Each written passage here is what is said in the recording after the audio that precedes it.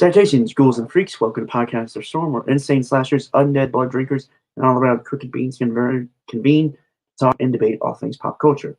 With me, as always, is my host, the Mage of Madness, aka the Authenticator, Dalton L. Mortzberg.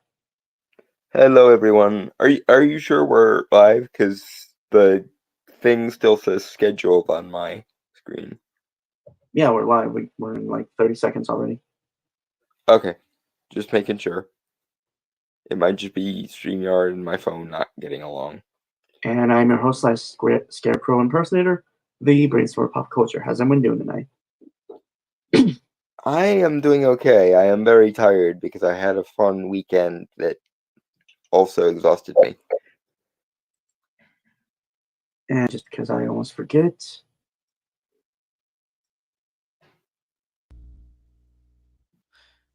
USB audio device. I forgot to do that one. Mhm. That sounded a lot clearer, right? Yes. All right. So, all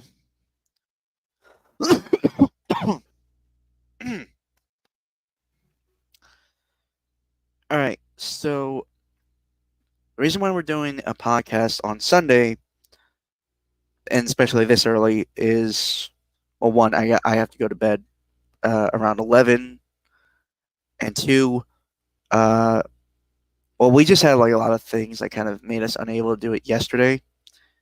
Yeah. Like I said, I was busy. Specifically, I was busy at my second ever SCA event, which was the Corn Maze one, and it was good, but I didn't get home until like 9:10 or 9:18. So And I don't know why, I just got hit with like a really tired thing around 9. So I was not feeling, I did not feel like I would be up, like just a- active enough to be really to like engage. but it worked out anyway, so we're good. And so full honesty, and too much Dalton's disappointment, Hmm.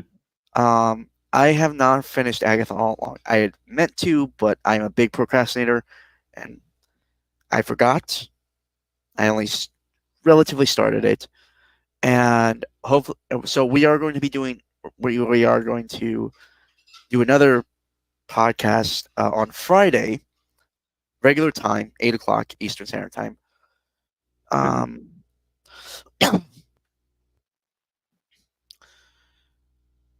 and just so we're still relatively in the time of Samhain, and we're just going to talk about that, and maybe something, maybe like a video or something, like some positive. Not sure what. But this this night we're just going to be watching some videos. Um, yeah. So let me get that one video ready. Hmm.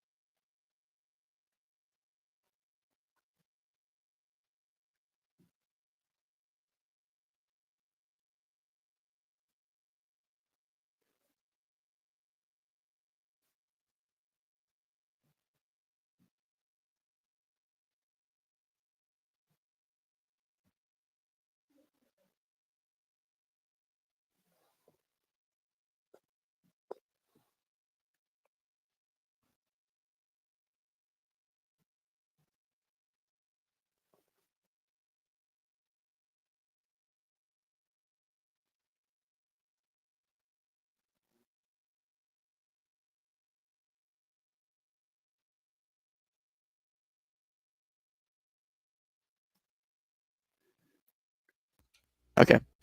Sorry, it's buffered for a good minute there. Yep. Again, I have shitty internet and a shitty computer, so It's kind of a miracle we managed to do this week after week, given those parameters. yeah. All right, Don, would you like to explain what video we are watching currently? If it ever stops buffering enough so that I can see it.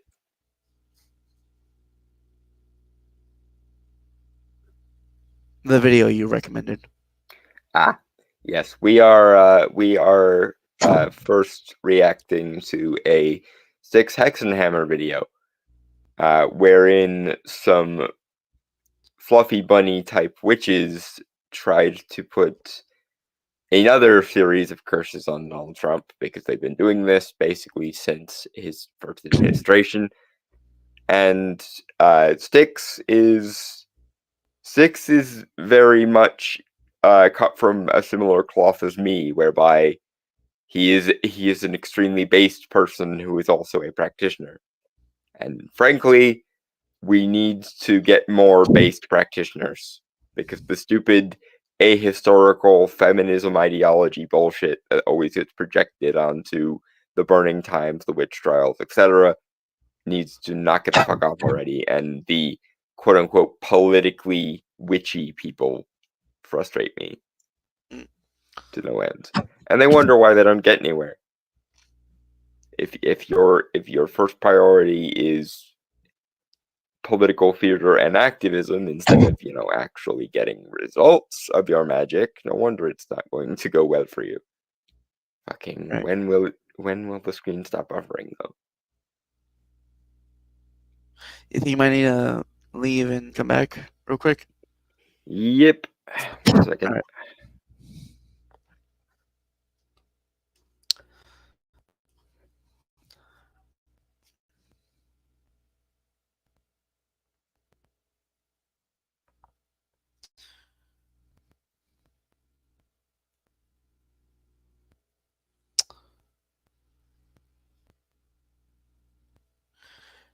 War Pigs by Black Sabbath. Generals gathered in their masses, just like witches at black masses. Evil minds that plot destruction. Sorcerers of death's construction. In the fields, the bodies burning, as the war machine keeps turning. Death and hatred to mankind, poisoning their brainwashed minds. Oh Lord, yeah. Politicians hide themselves away. They only started the war. Why should they go out to fight? They leave that role to the poor. Yeah, time will tell on their power minds, making war just for fun, freeing people like pawn and chess. Wait till their judgment day comes. Yeah, now darkness world stops turning, ashes where their bodies burning. No more war pigs have the power. Hand of God has struck the hour. Day of judgment, God is calling. On their knees, the war pigs crawling, begging mercy for their sins. Satan laughing, spreads his wings. Oh Lord, yeah.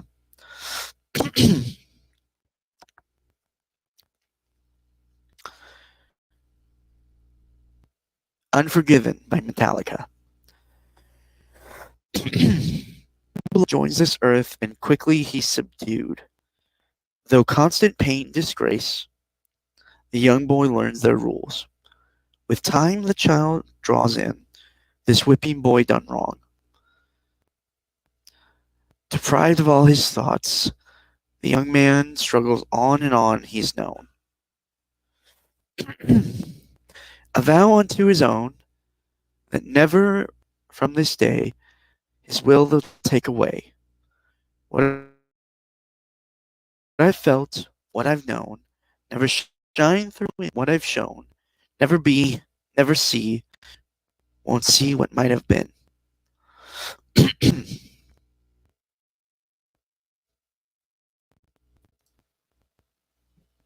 Okay, and we're back.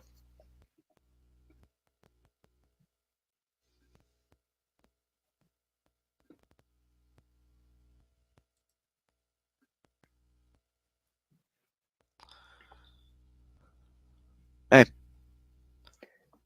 And we're back. Can you not hear me? Yeah, I can hear you. Can you hear me? Okay. Okay, we're good. Yep. Yep. All right. I might need to get another drink. Alrighty. No, it's fine. Actually, just from you can see it, right? Yeah. Okay. Just to double check because I always like second guess myself if I remember to share audio for the videos. Alright. All right, everyone. The plethora of Yeah, I people can hear it. DM'd me All right. Let me go It's back. a little low, but I can hear it. Yeah, that's okay. Let me turn up the volume then because I put the volume kind of low for the videos on my off time. Just because like some videos I listen to are like super loud for some reason. Yeah. I know what you mean. All right. Shall we? Alright. Yep.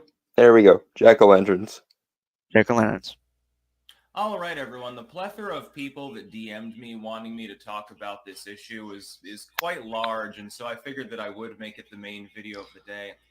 The Wiccans, the wannabe Wiccans over on Reddit are trying to curse Donald Trump or bind him or whatever the hell kind of new age bullshit they're trying to do. And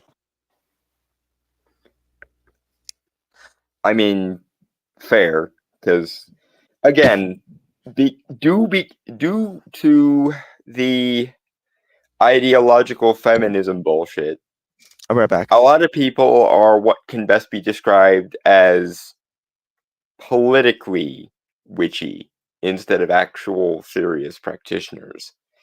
And mind you, there's also a thing whereby a lot of people don't take magic seriously by itself. So, like, typically these people get referred to as fluffy bunnies by the rest of us because they don't view magic as a serious intellectual or spiritual discipline.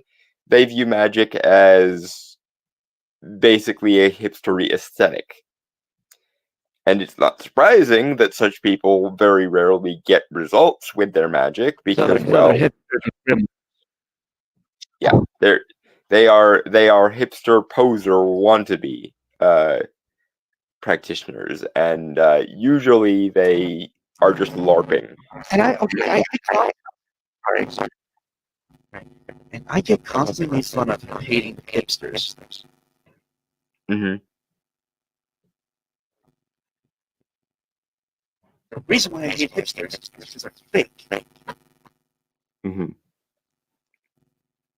They pilfer aesthetics or pilfer trends, but they don't actually give half of a shit about the substance of said There's thing. no sincerity. There's no genuine interest in the fucking thing.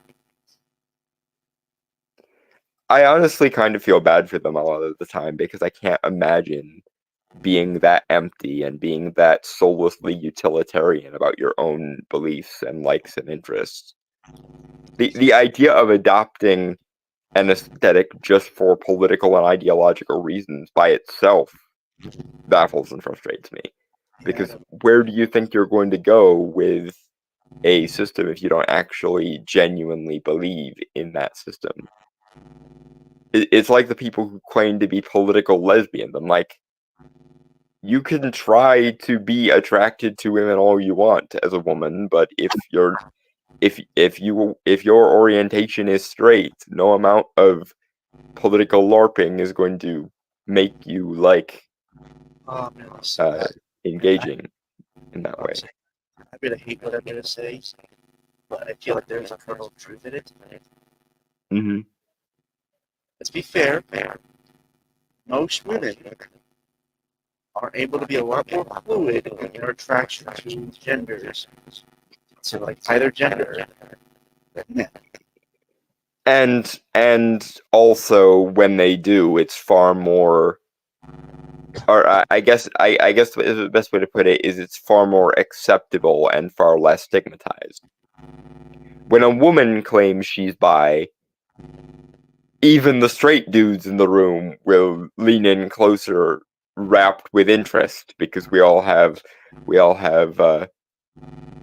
throuple fantasies and threesomes and so on the mind. I get it. And But when a gay guy and another gay guy kiss, even other men get grossed out. And that's the okay, like I'm gonna be really honest. This is my experience. And I have a bisexual friend. Mhm. Really, to be fair, I'm not really comfortable with public displays of affection anymore. And that's if that's where your head is at, I don't blame you. If you just generally don't like public displays of affection, that's one thing. I don't know. My It's just, my issue is the people who can look at a man and a woman holding hands and think, "Oh, how romantic," but they see two dudes holding hands, and it's all of a sudden, how dare they do that out in public? well, to be fair, I just because I'm a looking motherfucker, I hate any couples that I see that are genuinely happy because fuck you. Why should you be happy? Doesn't matter if they're gay, they're straight, whatever. And again, as long as that attitude is relatively consistent, I don't blame you. It's the people who can look at a woman and a man holding hands and think, "Oh, how sweet," and they can look at a man and a man holding hands and they think, "Oh, how gross, how dare they do that in public." Yeah, Those are the people. Those are the people I have an issue with. Yeah, with no, regards to I that. agree. I'm not good. I'm not disagree with that, obviously. So that would be very hypocritical of me. Yeah. Anyway, we kind of got sidetracked, so shall we Yeah. continue with the video, Jack-o'-lanterns? Second tab.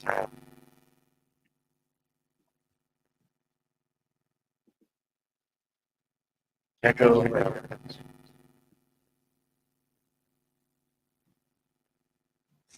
They're expressing frustration because they believe that Donald Trump is under some form of magical protection. Let me give you a cue. Just because you spent $29.99 on the book by Greywater Ravencroft or whatever at the bookstore.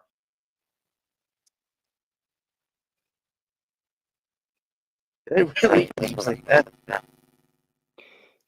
A lot of especially new agey people use fucked up airy fairy pen names and shit.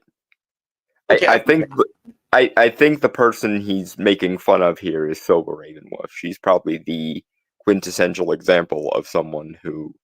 I mean, okay, I could understand. I've tried to go under a couple different things before. Mm-hmm. But really, what was the name you were saying again? Huh? What was the name you said? Greywater Ravencroft, but I think he was kind of making a humorous allusion to people like Silver Ravenwolf. My God, that is like the most 2000s edgy, edgelord, cringe, OC I ever fucking heard. Oh, I know. See, this is as annoying as it might be for me to be slightly elitist on this issue. This is why I draw a distinction between people who adopt magic or witchcraft as a political aesthetic and people who. Wait, okay, again, I don't have a problem with the names, but fuck me, man. Can you at least make it sound like an actual fucking name? Yeah, it would be tremendously helpful if you didn't give all the rest of us a bad name. Like, seriously, like, dude, I've told you some of this stuff now. Like, one of them was Ryan Odinson. Mm-hmm. Seriously, make it sound like an actual fucking name, people. Like, yeah, it would help if the initial response was not immediate cringe. it just sounds like a list of things that goth kids are super into. Yes, and that very often is the case. That's why I don't buy into the idea that you need a secondary magical name. There is a. I mean, I could see because from what I've gathered of actual magic, names hold power, right? They do. At the very least, maybe you could do an anagram of your actual name. Right, or like I get that like I frequently use names of characters that are similar to me as a addition to my own name, but that's the thing. When I add names to the list of names that I already go by, or add like titles or functions on top of the list I already go by, it's additional. I don't disavow my own name and try to create an entire other persona That's because fair. if nothing else, it creates dissonance between the two sort of halves of your being. Because the general goal with acquiring names, titles, or like pseudonyms is to add depth to your already existing power. Because as we were just alluding to, names do indeed have power. That's why, for example, Odin or the Dagda have freaking pages upon pages of names, because And, names can be a conduit for power. They can also be a handle, which is why it's actually, in some senses, useful to have multiple names, titles, or affixtures to yourself. And if I'm also like, from what I understand, again, correct me if I'm wrong, because you're Mhm. you never want to give your name to another entity, because to give your name like your true name, then that It- entity could have power. it depends. Names can be very tricky. What I like to do is create various similar names to sort of amplify each other, or various titles that are similar enough that they can amplify each other. Because you can use names as a conduit for power in the same way that spirits do, but your name has to be true. There has to be some kind of resonance to it. It has to tie to something that's objectively the case about you, so that you can then draw power from sort of the mantle of that name or that identity. But straight up replacing your given name with a magical name has always seemed to me to be kind of counterproductive, because at at best it's going to massively handicap your ability to take power, because you're creating barriers to your sense of like completeness, and that's going to mitigate whatever power you're hoping to gain from that name. I mean, to be fair, my plan is if I am ever confronted by a supernatural entity and they ask for my name, I'm simply just going to take the Odysseus route and say I'm nobody. I mean, that I suppose could work in theory, but I'm a bit more straightforward, because I want to actually, like I say, my attitude is to stack names that are similar to each other and also describe something true about me, to kind of build up the energy of those names in the same way you might build up a static charge. Fair enough, but A, again, I think a little power from a lot of different sources Granted, accumulating to something larger. Don, you're an experienced occultist. I'm just an average Joe. That This is true. In any case, though, we got off into the weeds again. but still, like again, what's the name? The name he No. The name you said. Silver Ravenwolf. Seriously, like, Yeah, I know. It's so over the top that it circles back around and becomes lame all over again.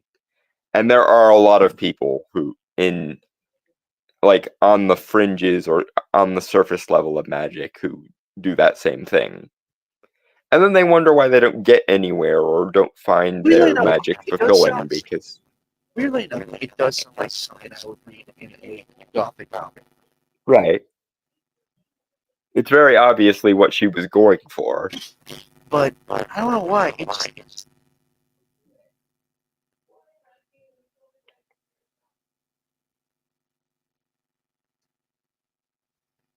something about it. It just feels off. I don't know what it is, but Yeah, it's a very empty, overly melodramatic name that doesn't really track onto much. Don't get me wrong, there are Wiccans and there are other sort of new agey practitioners who do know what they're doing and do take their work seriously. But unfortunately, for the middle-aged wine mom hipsters who want to be politically witchy, New Age or Wicca is where they tend to end up.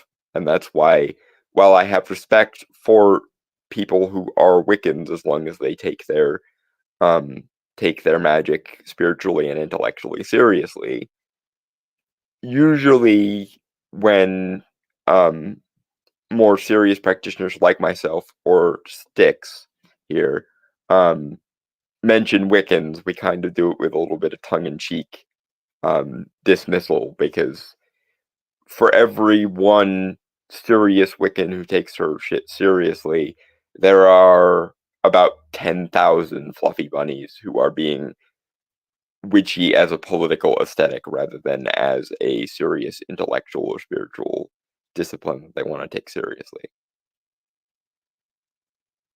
But jack-o'-lanterns.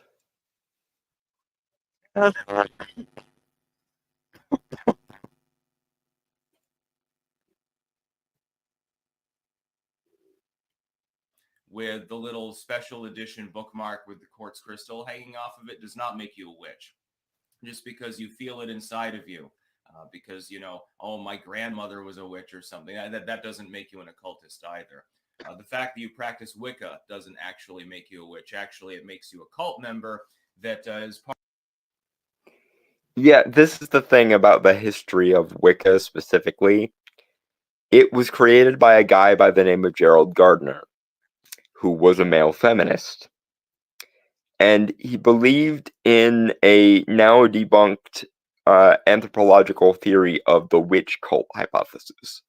The witch cult hypothesis was basically, I forget the name of the woman that proposed it, Margaret something or other, but I can't remember her last name. She proposed that the witch trials in the early modern period and the Middle Ages were actually an attempt to persecute a pre-existing pagan, goddess-based form of spirituality.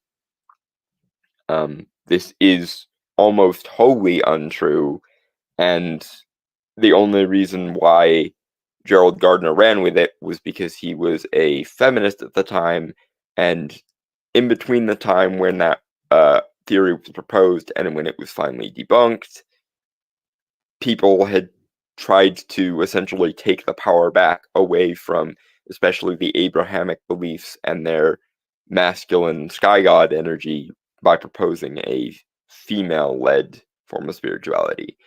But in short, Gerald Gardner made Wicca by adapting some ritual structure from the Golden Dawn. Gerald Gardner at one point did ask Aleister Crowley for essentially help making a new spiritual order or a new religion, and so he took the Golden Dawn, he took a little bit of English folk magic and the cunning folk tradition, and threw them together, slapped ideological feminism on top of it, and basically created a sex cult because he wanted an excuse for a nudist form of spirituality where priests and priestesses would be naked while doing magic. And again, this is why, while there are people who are Wiccans who do take their magic seriously, I personally think that the most valid form of Wicca, or at least one of the most valid forms of Wicca, is what's known as Alexandrian Wicca, which tries to combine Wicca with neo-paganism and with the grimoire tradition of the Middle Ages. I think as a result, because it leans so heavily into the grimoire tradition of the Middle Ages and early modern period, there's probably more substance to the Alexandrian form of Wicca than there is to any of the other subvariants of Wicca. But yeah, whether there are people who take Wicca seriously and actually gain some power and some understanding thereby, Wicca was essentially a Victorian sex cult based on a now debunked theory of anthropology. And so even the serious Wiccans can only go so far with it. Granted, a lot of people who start with Wicca wind up using Wicca as a bridge to more serious forms of magic, and so I'm not going to begrudge anyone their Wicca, but I am going to, make everyone aware there are a lot of hipsters, a lot of political ideologues, and a lot of fluffy bunnies in them that are hills, and you'd probably be better off seeking a more traditional, historically based witchcraft route. In particular, if I had to give recommendations, there is a book called what is it called? There's a book called The Witch's Compass that is an attempt to kind of root traditional witchcraft in the actual historical record, which is nice. And if you wanted to start as a more like traditional witch, quote unquote, you'd probably be safe with starting from there.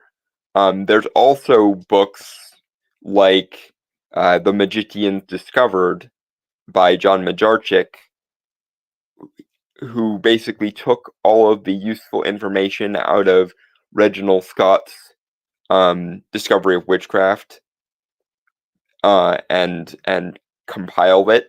That would be a really good book to start with if you're looking for a form of witchcraft that's heavily based in the historical record. I would highly recommend that. Interesting fact actually about The Magicians Discovered by John Majarczyk. There were two different versions of there were two different significant editions of Reginald Scott's The Discovery of Witchcraft. The original was from 1584, and it was significant because Reginald Scott was a skeptic of witchcraft, but he was also a very good researcher into it, and so he approached it from an intellectually honest perspective by going around and talking to village wise women, village cunning men, midwives, and even ceremonial magicians in academia, and he basically asked them what spells they were using, and they would describe them to him, and he replicated them. He replicated them honestly, and as a result, because he did all this research and went to all of these sources, the 1584 discovery of witchcraft, even though it was a skeptical book created by a Christian priest who wanted to essentially debunk witchcraft, there was so much information on the practice of witchcraft in it, it became popular with practitioners. It also had the benefit of this being the first time, thanks to the printing press, that a lot of this material was compiled together and distributed in English. But anyway, so it became so popular with real-world practitioners that they started basically putting field notes onto parts of the discovery of witchcraft. And so 81 years later, in 1665, a second edition of it was made that had all of the practical information emphasized, and actually had essentially footnotes and practice notes from actual practitioners in it.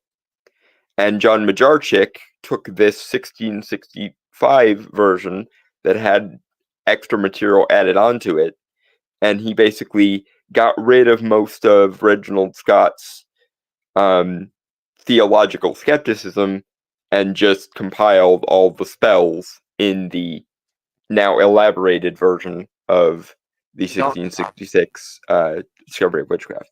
Anyway, that's neither here nor there. There are also a lot of modern books on the cunning folk tradition as well, so there's that. But yeah, if you're wanting traditional witchcraft, you can actually go into the historical record and find them. It's not that hard. Anyway, so jack-o'-lanterns, because I realized I rambled there. Part of a group, possibly diaspora, off of the original works of Gardner, who basically took some elements of paganism writ large and decided that he wanted to see priestess boobies jiggling around a bonfire. And so he created a pseudo-religion around it in order to satiate his Victorian tendencies. I mean, that's true.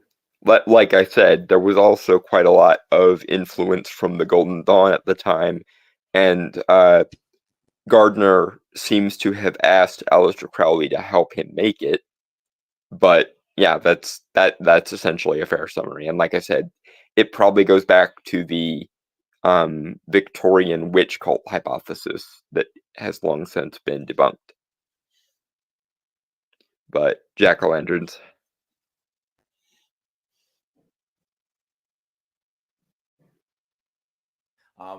In fact, there's a lot of Victorianism I've noticed in so-called magic these days.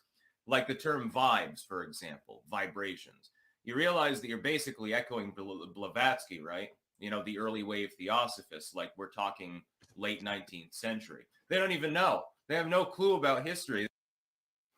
Yeah, this is I am entirely going to Chad yes this here, because he's right. A lot of the, and again, not all, and certainly not every, and there are even Wiccans and neo-pagans who know what the fuck they are doing and do so from an intellectual and spiritually sensible place. Unfortunately, thanks to feminism and the ahistorical aspects of things like Wicca, there is now this notion of witchcraft as a political aesthetic. This is profoundly ahistorical and ruins everything it touches. That's why every October, at least a large percentage of the articles we cover are going to be me explaining how seeing the witch trials from the early modern period through a postmodern feminist lens is profoundly ahistorical and very often ill-informed. Especially because we actually have the journals, diaries, trial records, and so on of the witch hunters themselves, wherein they explain exactly what they think and how they feel and why they're doing what they're doing, not to mention the actual witch hunting manuals, like the Malleus Maleficarum, the Compendium Maleficarum, and the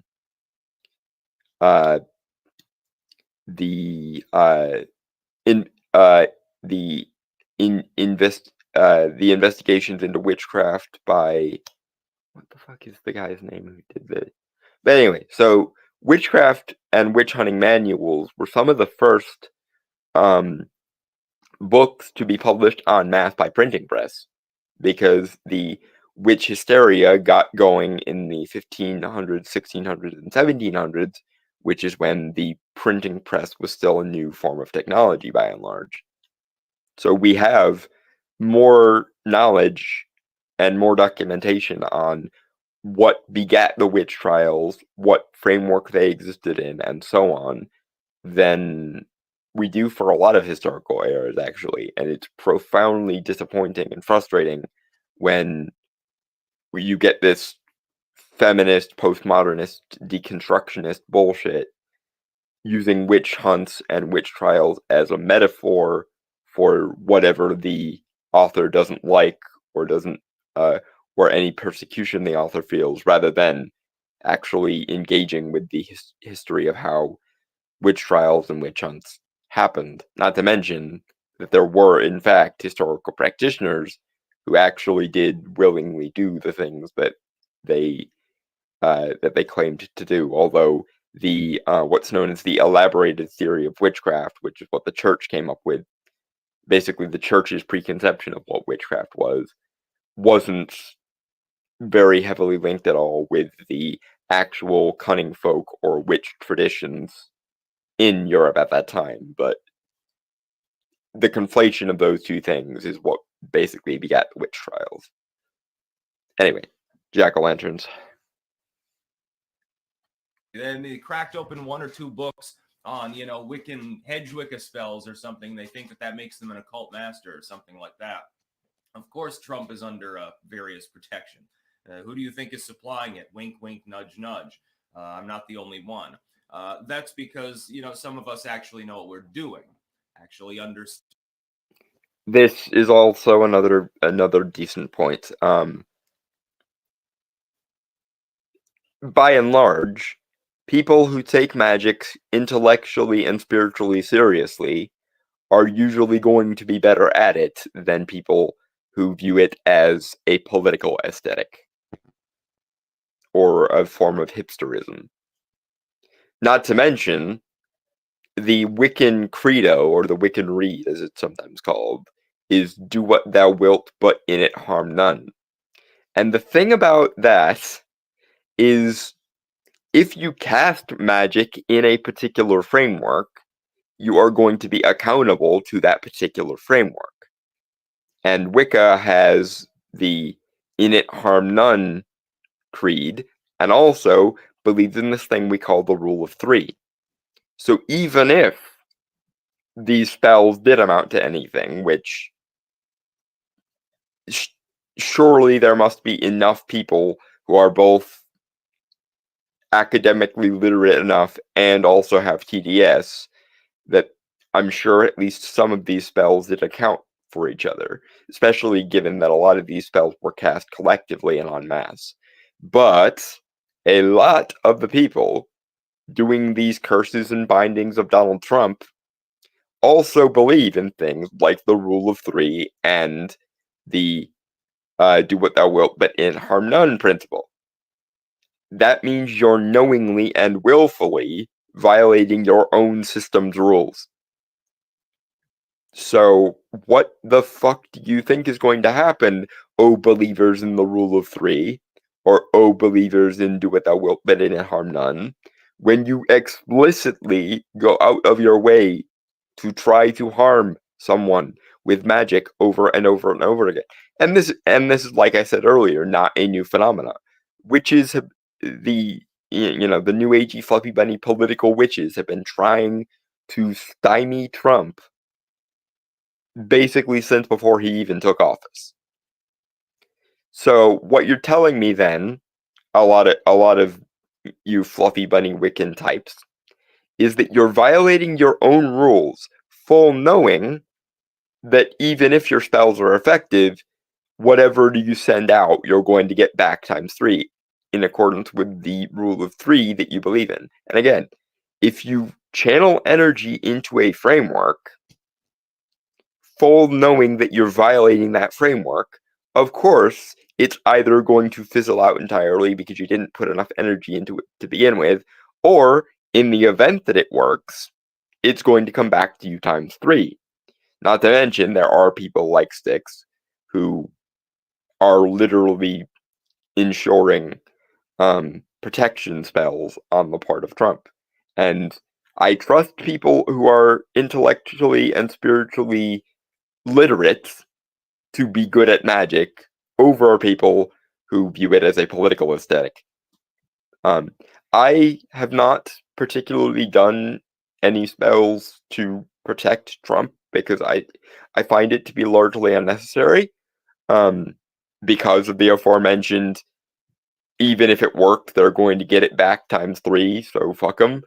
And the aforementioned, they don't know what they're doing and don't have the capacity or the power to do half the shit they want to do. And even if they do, it's in violation of their own rules, so fuck them. There's also the fact of this thing that happened a couple of years ago where a bunch of new agey fluffy bunnies on what was then known as Witch Talk tried to, for some reason, hex the moon. and this pissed off several entities. In and amongst them are the Queens of Fairy. And from what I heard from a friend of mine, or I guess I should say a former friend of mine, we haven't talked in a long time, but according to a friend of mine who also works with Queen Mab, the Unseelie Queen, she manifested to him once wearing a MAGA hat after the witch talk fiasco, the Hexing the Moon fiasco.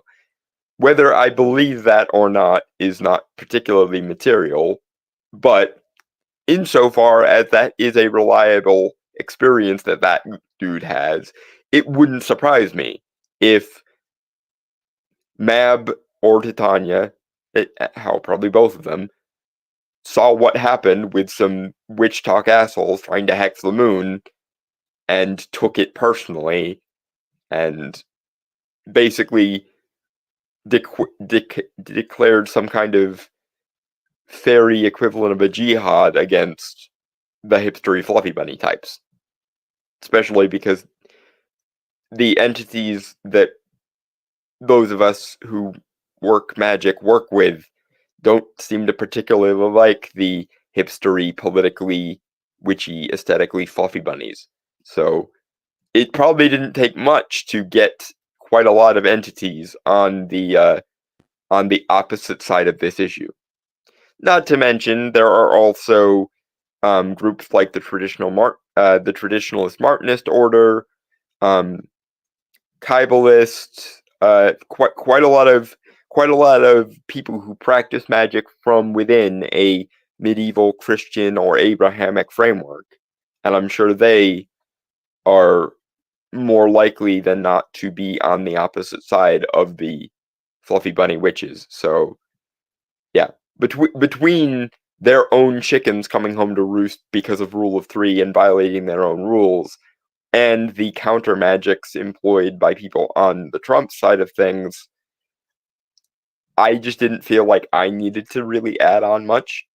Although, obviously, insofar as Mab is on Trump's side, then I therefore am also on Trump's side because I have a standing relationship with Mab and I serve her, so there's that. But, such is life, and I've explained that many, many times over. Jack-o'-lanterns. And the premise of the occult. Call me back when you've edited 400 or 500 different works on magical systems, folklore, botany, and things like that. Then we can talk then on an even keel. I don't have any problem with people practicing like the dabbly-do Hedgewicca stuff, but burning herbs in a and what he's referring to there is, while Styx does a lot more political and news videos than he does other videos, he also has a long history of publishing new editions of obscure magical texts. I actually own his copy of the Lesser Key of Solomon, his copy of the Greater Key of Solomon, and his copy or his edition of Johann Trithemius's The Art of Drawing Spirits into Crystals. I actually own those, and I'm going to get his collections at some point, at least two of them. He has one collection that's just on quote unquote black magic and spirit work, and another book that's folk magic spells and charms. So I'm going to get at least those two at some point. I might also get his books on theosophy, because I mostly work within a Hermetic and Neoplatonic framework, although the more I learn about magic, the more I trend towards an animistic direction. So I'll probably at least get those. I disagree. I will just throw this out there. I disagree with Styx on his take on alchemy. His take on alchemy is that there is literally no functional difference between alchemy and chemistry, and I fundamentally disagree with that. Styx is also more more on the psychological side of magic and less on the spirits as in okay, well, I'm oversimplifying a little bit, but he tends to be more on the chaos magic adjacent psychological end of things magic wise, and I tend to be a little bit more literal with regards to my approach to magic. He's made a video on that before, that distinction and how he distinguishes himself. I don't think he'll accuse me of strawmanning him here. He also said that he doesn't particularly mind the people who are more literal and less psychological than he is. So I'm more than willing and more than able to take that as we have a philosophical disagreement on some areas of practice, but we side with each other more often than we don't. So, and I'm not saying that Styx doesn't know what he's talking about. We specifically disagree on parts of magic that are more open to personal analysis and personal distinction. So I'm not saying he's I mean I think he's wrong, obviously, or I wouldn't be disagreeing with him on these issues, but he is not ill-informed or lacking in understanding of these things. He just happens to come down on another side of an issue than I do. And so much the better. A diversity of opinions in the actual way that that's supposed to mean is good. And as a general rule, I support any magician who is based because, as I say, there's a lot of political activists LARPing as practitioners, and they're fucking up the academic and historical understanding of these things in the process. So let there be as many based magicians as there can be. Jack-o'-lanterns.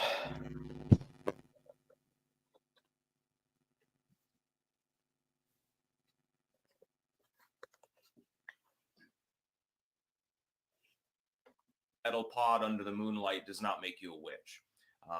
Dabbling with tarot cards does not make you a witch.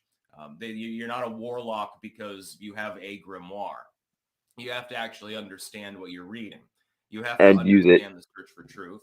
You have to understand the search for knowledge, and you have to put it into practice. Yep. I have no arguments here. This is the correct answer. If you don't know what you're using, and you don't take what you're using seriously, then you will get nowhere. Except perhaps in very deep trouble if you fuck around. Because as we know, there's a mathematical principle known as the fuck around find out index. Ask the people who hexed the moon and then pissed off the fairy queens. Did not go well for them. It's one of the reasons I don't use TikTok. I don't even mind the fucking Chinese spyware thing. I am literally, I think, contractually obligated to avoid using it, period, because Witch Talk pissed off Mab. I work with /4 Mab, and thus I avoid and revile TikTok. If someone posts TikTok videos on a different platform like YouTube Studio, then I will at least consider watching them. But I am not using TikTok because I am a proud servant of the Queen of Air and Darkness, and she is in opposition to that hipstery bullshit. So this is very self-explanatory. Jack-o'-lanterns.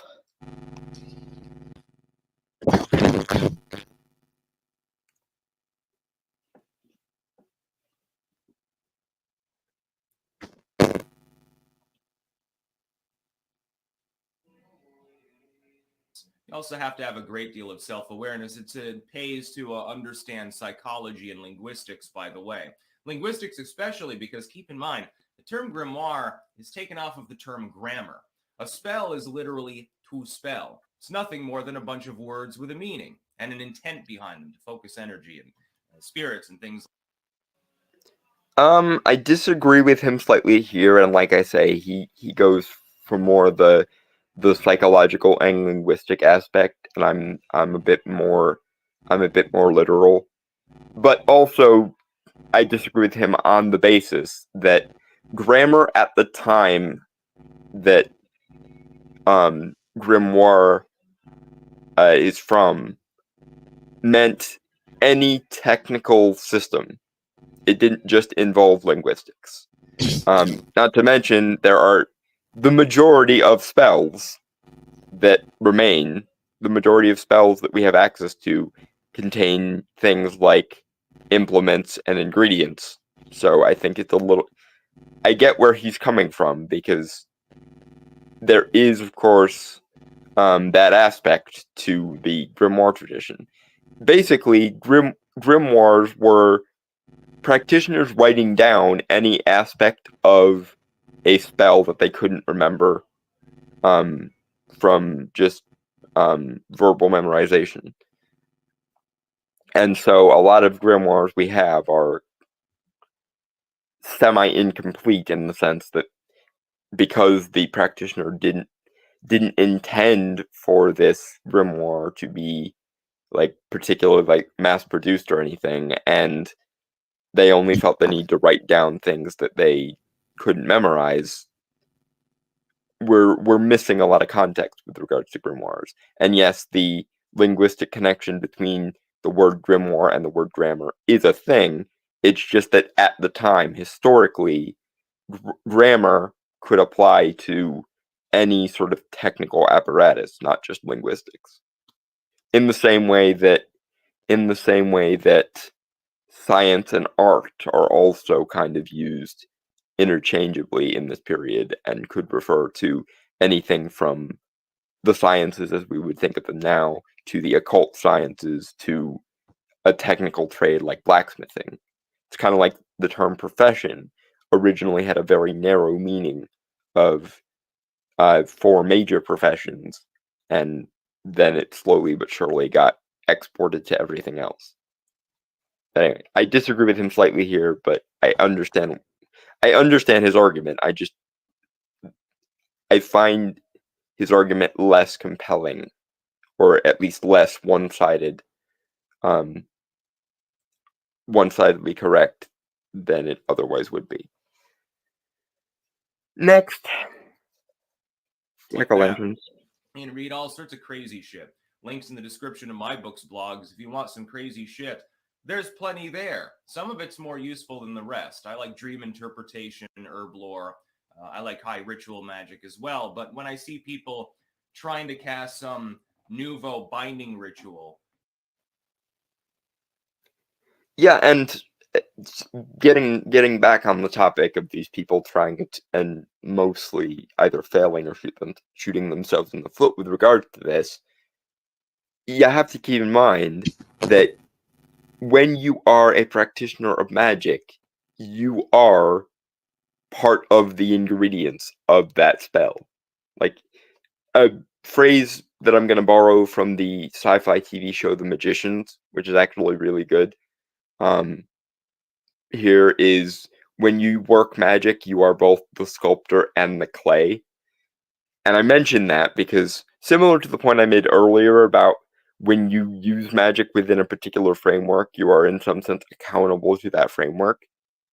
If you and your definition of what you're trying to do, if your definition of binding, for example, is different from the person you are targeting with that binding, then you can actually shoot yourself in the foot, because if your definition of ill befalling someone is different from their definition of ill befalling them, even if your spell works and there's no backlash or side effect, if you're using the term binding or curse, or you're trying to make something happen with a curse that person wouldn't define as negative, or if they're coming from a completely different conception than you might wind up helping your enemy more than you think you would be. And I'm saying this because it's actually something that I've considered with regards to this whole hexing Trump thing. A lot of the people who are trying to heap these bindings on Trump view the worst thing a politician can face is being anti-establishment or being persona non grata within institutions. The problem with that mindset is the neoliberal coffee shop Wiccans who think that the worst thing a politician can face is establishment ridicule didn't take into account the fact that quite a lot of people dislike the establishment, and Trump views being a radical, being a rebel, being an outsider, being irreverent in the face of authority, or being defrocked by the establishment as a good thing. So even if you're trying to harm someone and it works, if the thing you think is harming them isn't actually something they would consider harm, well, congratulations, you played yourself. The more you make people think of Trump as this anti-establishment outsider, the more the people who dislike the establishment and view being an anti-establishment outsider to be a good thing, the more you just played yourself. And as it happens, because the establishment is such a farcical, overly bureaucratic nonsense within a gerontocracy, there is way more energy going against the establishment than there is going for it. And the more you make the concept of Trump synonymous with the concept of anti-establishment, the more you help him, because that is a source of his power, so to speak. Which is another irony of people who don't realize how the fuck their spells work, and yet still want to use said spells. Jack-o'-lanterns.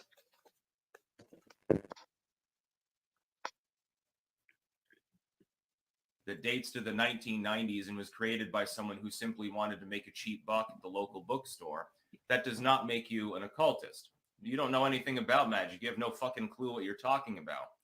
These people, I've got more magic in my little pinky than all of these people combined. It's incredible how they can take one another in. They sort of... I mean, based. Again, while I have some philosophical or technical disagreements with Styx, he is a based practitioner, and like I say, I own several of his books, and I am happy to support him, and I'm happy to support anyone who is based and also a practitioner, because quite frankly, magic and the occult has been befucked and beshitted by postmodern feminist bullshit. And we need to make magic great again, so to speak. And yes, I did that on purpose. And honestly, that's gonna be a longer goal than just, this particular political zeitgeist. I would like to see us get back to a point where we can treat the occult sciences as different but as valid as the natural sciences again, like something more akin to the medieval approach, where you actually could get a philosophy or theology degree on astrology, alchemy, or magic in the broad sense. So I'd like to see a world where we get back to that kind of approach, where the occult sciences and the natural sciences are considered separate but both equally valid. But that's probably not going to be in my lifetime or Stick's lifetime. It's going to take a few centuries, I think, before we get back to that point.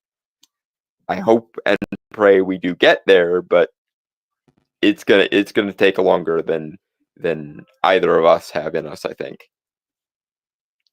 Jack-o'-lanterns. Form a collective consciousness.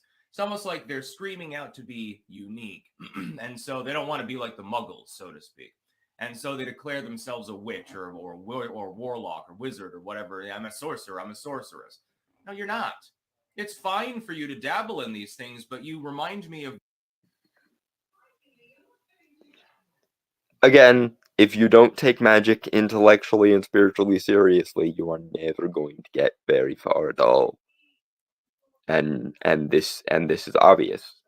Which again, very seldom do these people have a mechanism for obtaining power in the first place, but even the ones that do frequently, essentially, bind themselves with their own magic, because, again, if you are a Wiccan and you believe in do what thou wilt, but in it harm none, and you believe in the rule of three, whatever you send out comes back to you threefold, and you're operating from within that magical framework, and then you go out of your way to try to bind, confuse, curse, and otherwise people, then your own magic is going to come back to bite you in the ass if you even manage to cast it in the first place. And this is why I find this situation more funny than I do anything else, because it's like, one, you're going to piss off some dangerous entities if you take this as far as you want to take it, and two, if you insist on doing magic in a particular framework, and then aspects of that particular framework bite you in the ass, you can't really blame yourself when you inevitably get to the point where your own magic is screwing with you. I honestly kind of think that's part of the situation that led to the bullet dodge of Trump, because if their attempt to make him an establishment pariah is what led to the situation that allowed for the 2020 clusterfuck, then they've got to get that back threefold at some point. And if part of that includes Trump being magically protected or insulated from them by their own magic, ain't life grand. Lol. I'm curious if that alone was the rule of three rebalancing them, or if this is just the beginning of those chickens coming home to roost, metaphorically speaking. We shall see, I suppose. Jack-o'-lanterns.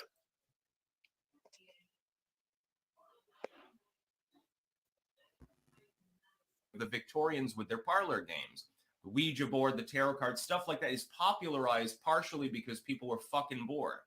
And then you have the spirit wrapping movement and all of these other things that none of these people appear to know anything about. If you don't understand broadly history in the medical context, in the psychological context. I mean, again, yes, and again, Styx takes a more psychological view of magic than I do, or at least for him, psychology is a much larger part of magic than it is for me. But I am aware, and so is he, that there is meaningful and educated disagreement on these things. So I'm not gonna razz him about it.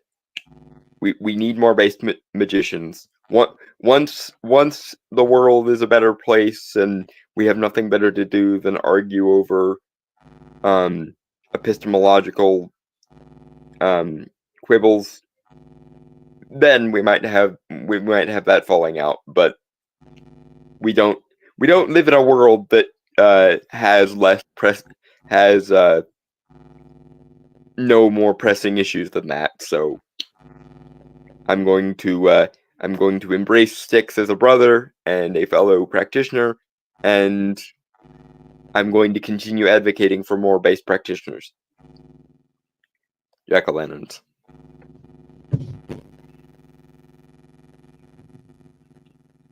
In the generally occult context, in the context of illusionism and things like that, if you don't understand the history of these things and understand more broadly how they interconnect and how they've evolved over time, and they loop over and over again, the terminology and practices of the Victorian era disappear for a while. They come back in the 60s with the flower power. This is true. And again, if you're not going to take magic intellectually, scholarly, academically seriously, or at least spiritually seriously, you're going to have a very hard time banging your head on the metaphorical wall. or getting yourself into a lot of hot water because you fucked with something that you ought not to have fucked with. And of course, there's the it's a little bit of column A, a little bit of column B thing. Jack-o'-lanterns. Hippie shit, they disappear for a while. More recently, late 2000s especially, with the promulgation of occult literature, they're coming back again. I talk about this in Fruits of Eden, second edition, forthcoming at some point next year. And they don't understand any of these things. Well, then how can you say that you're involved with magic? You don't even know the pedigree of the magic that you're practicing. This is also very true, which is why I have a bookcase with all my magic shit on it that is broken down into different subject matters, different eras, different kinds of magic, etc. I have a whole shelf on my bookcase that's just Greco-Roman or Greco-Egyptian magic. I have another that's just magic from an Abrahamic point of view, Christian, Jewish, Muslim, etc. I have a whole other shelf that's just fairy magic within the grimoire tradition, etc. And or the cunning folk or like historical witchcraft thing. And another and another and another. I have a shelf that's just evocation and other summoning and spirit work and shit. Yeah, and I continue to add to my understanding of these things. I even have some texts that are just like academic examinations of historical grimoires and shit. Anyway, jack-o'-lanterns.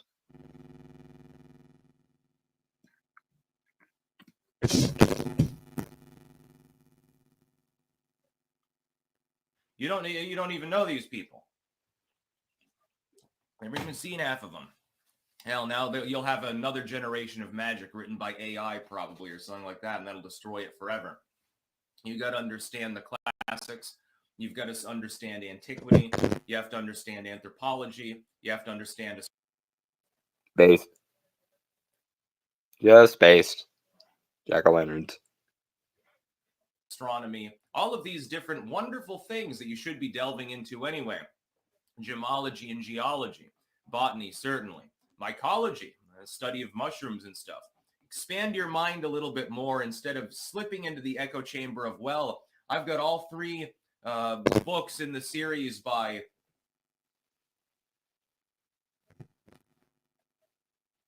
And again, based.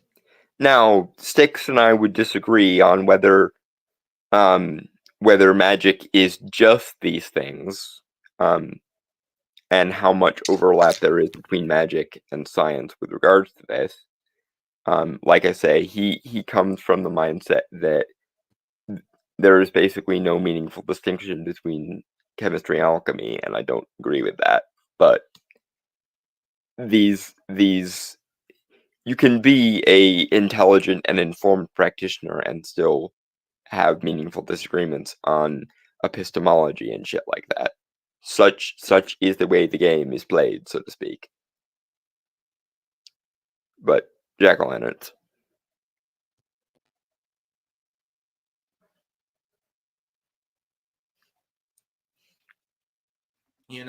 Lucifer Witch Haven or something like. Okay, that's wonderful. I'm sure it's very, very entertaining. Now, insert EA poeting joke fooling here. Yourself with the placebo effect into thinking that there's been some effect on another person. I don't think anything's going to happen. I'm sure that Donald Trump is very amused by the fact that you just burned a bunch of henbane seeds in a cult.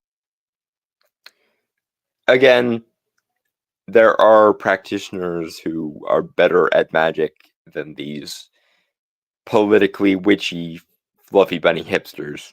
And even if their spell does work, it's probably going to fuck them in the ass when their own framework basically screws them. Because again, Wicca and a lot of neo-paganism has the do what thou wilt but in it harm none feature and the rule of three feature.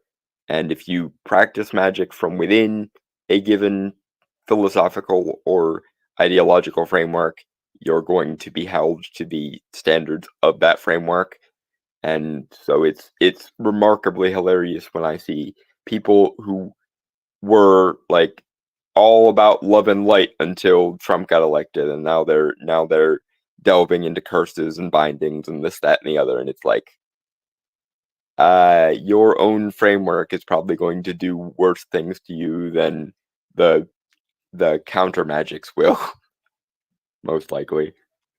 But it'll be fun because watching people who I don't particularly like anyway, or that are using my spirituality as a form of political fashion statement, reap what they've sown, will be amazing.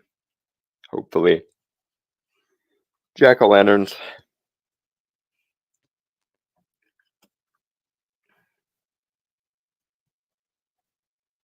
Children under the half moon at exactly 8 o'clock in the afternoon while chanting arcane verses. I'm very sure that he's frightened about the fact that you take the Necronomicon fully seriously instead of just semi-seriously.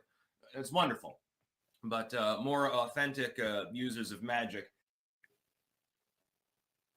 Yeah. The Simon Necronomicon is interesting because it was heavily based on Babylonian and Sumerian magic, but it was sort of a half-assed adaptation thereof. So like the Simon Necronomicon is interesting, and its magic can be effective, but it's someone trying to take a bunch of pieces from meaningful traditions and sort of throw them into a blender and hit frappe. But it's interesting, so jack-o'-lanterns.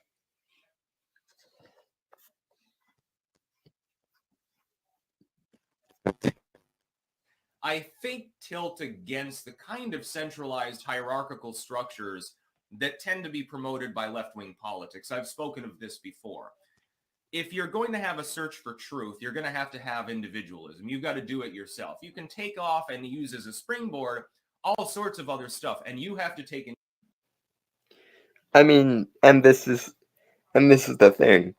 That's one of the things that I like about magic. It's less concerned with things like morality and narrative, and more concerned with the practical, functional aspects of spirituality and metaphysics. I.e., I sometimes jokingly say things like, magic is the part of religion that actually works.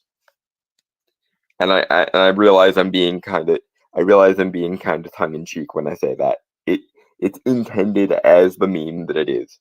But yeah, I often say that magic is the form of, or the parts of religion and spirituality that actually are concerned with technical and mechanical functioning, and less concerned with things like metaphors, narratives, parables, and morality, which, in my experience, is the part of religion that is at best unnecessary and at worst frequently counterproductive. Jack-o'-lanterns.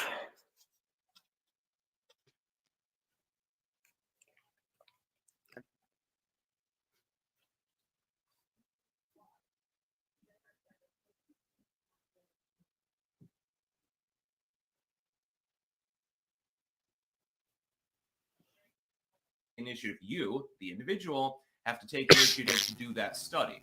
Then you can promote your own mind's development. You can think critically about things. You can see connections where you didn't see them before. Oh, it's fascinating. It'll open your eyes. You'll never see the world the same way again. By the way, it is a little bit like taking the red pill on steroids.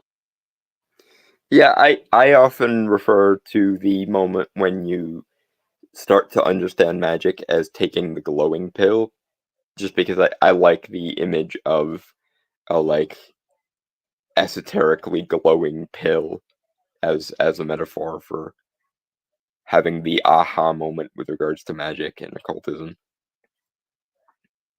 And yeah, my glowing pill moment was almost 2 decades ago now. But yeah, it's definitely a thing, and it's fun to watch someone new come to it and kind of help them along. is a very good and interesting thing. Jack-o'-lanterns. Steroids. You're not going to be able to forget it once you start noticing, so to speak. But no, I mean, it's perfectly harmless fun. You're casting tarot cards on Trump to see his fortune. You've studied his star chart, and now Ravencroft's book is in your lap, and you're chanting a couple of charms to try to bind his power or something like that. Yeah, a power that you don't understand, which is a bit of a problem. Again, if your definition of the worst thing that can befall a politician is that they become a anti-establishment pariah, you might find yourself playing yourself on that point, because people like us who are consistent on the principle of be irreverent in the face of institutionalism and be irreverent in the face of decorum and be irreverent in the face of authority, that worst case scenario for you is our power, and it very much seems to be the most the force that is driving Trump is very much a pro-populist, anti-authority, anti-institution irreverence mixed with libertarianism and populism.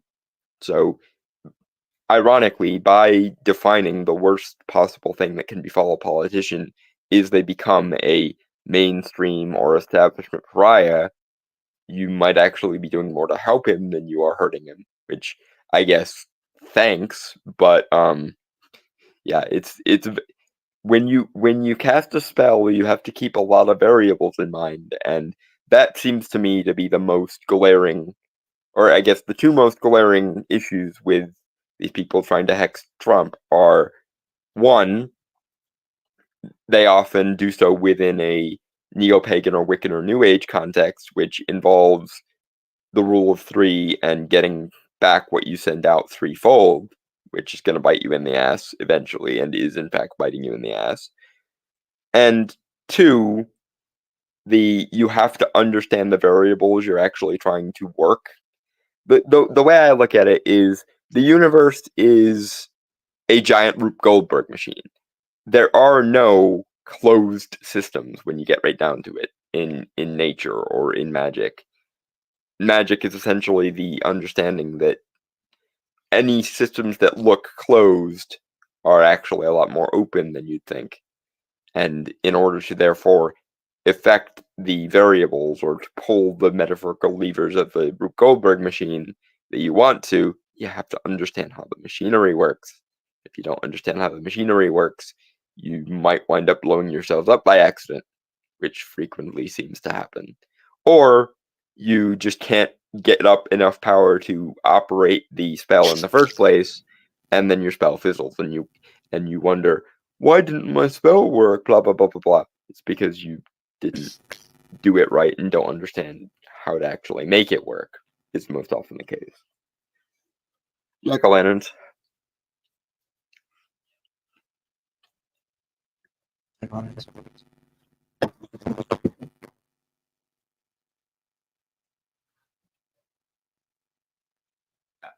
not going to work, dude. Those of us who actually practice the occult, we laugh at you. We find you amusing more than anything else. You're like those little monkeys, the organ grinder monkeys, dancing around with the little red hats on and, grinding the organ. Harmless, amusing, but ultimately it's fucking pointless now, isn't it? I mean, I don't know if I would go that far, but yeah, I do enjoy taking the piss out of the politically witchy types and the hipsters and the fluffy bunnies and the like middle-aged HR ladies who want to feel a spiritual connection and don't particularly give a shit about spirituality itself. It is interesting. I wouldn't quite go as harsh as Organ Grinder Monkey, but fair enough. Jack-o'-lanterns.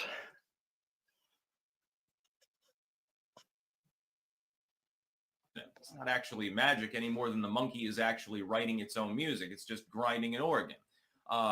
That's basically a perfect metaphor for the armchair occultists / dabblers / wannabe Wiccans. Some of them don't even understand those paths. Like somebody, oh, I'm a Wiccan. Okay, what are the tenets of your Wicca? Point. I've already gone over this though, so jack-o'-lanterns. What do you actually do? Well, I'm in tune with nature. Okay, that's fine. So am I. I don't claim that I'm a Wiccan as the result of this.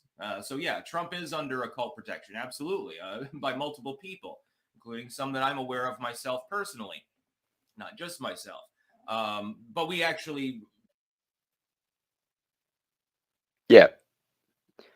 Again, the political side of this is also interesting because a lot of these Wiccan types, a lot of these new agey hipsters think that they're the only people with access to magic. And no.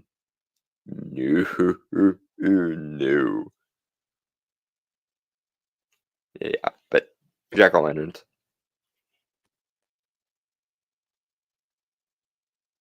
practice these things and understand what we're doing, and that's probably what you're running up against. So you can fling all the spells that you want, it's not going to do anything. That's about all.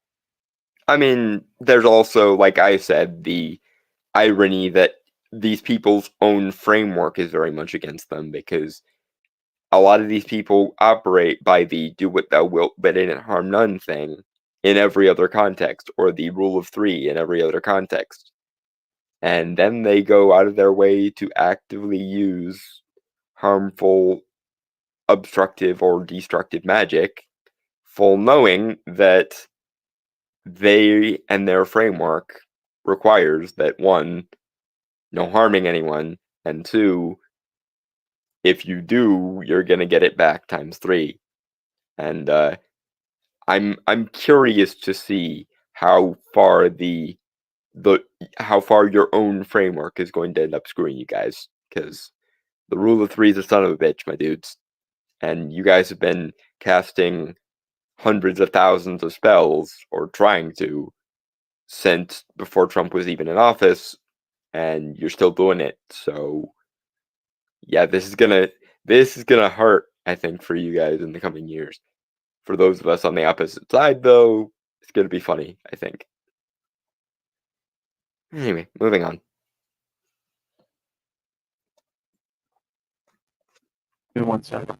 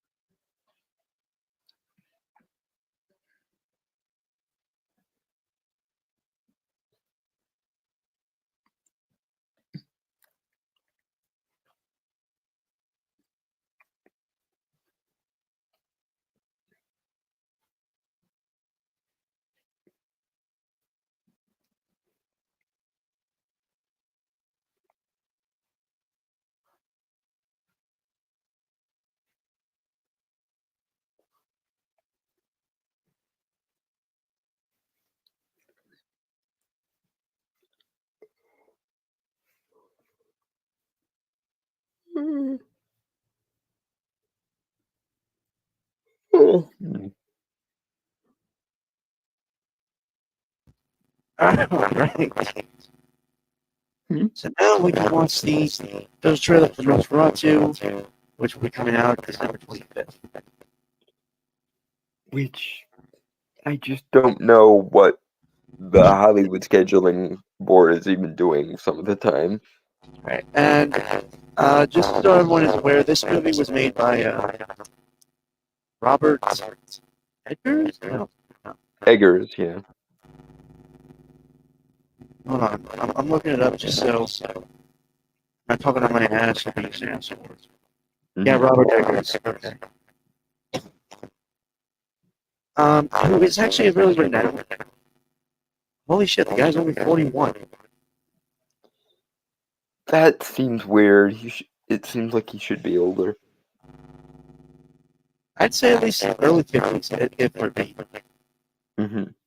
Yeah, so if you don't know who that is, he did 2019 The Lighthouse with Robert Pattinson and Willem Dafoe.